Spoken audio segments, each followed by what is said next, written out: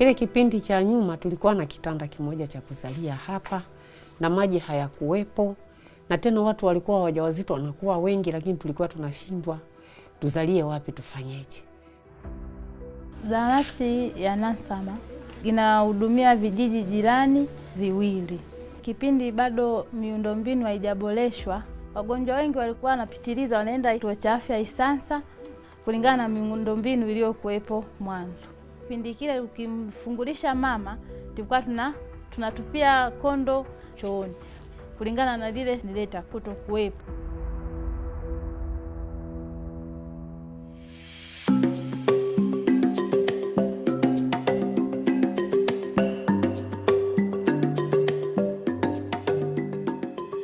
UNICEF kwa kushirikiana na ufadhili wa serikali ya Republic of Korea wameweza kutusapoti kitengo cha maji na usafi wa mazingira kwa maana ya WASH kutekeleza mradi wa kuimarisha huduma za maji na IPC katika vituo vya kutolea huduma za afya 10.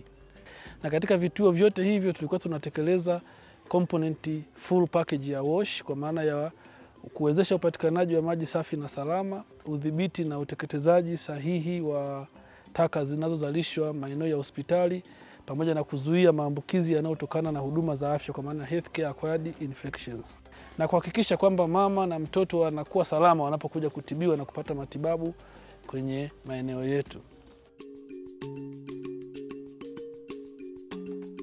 Tangu mmefanya ukarabati, chumba cha mama na mtoto kimekarabatiwa. Mwanzo kilikuwa hakipo hivyo. Matenki yako ya kuwekea maji na sehemu ya kufulia nguo ikaonekana. Tumejengewa vyoo bora. Kwa sasa kwa mwezi mzima delivery zimeongezeka. Ninashukuru kwa kutuboreshea. Miaka ya nyuma hapakuwa kama hivi. Saizi yani pamekuwa pazuri kabisa.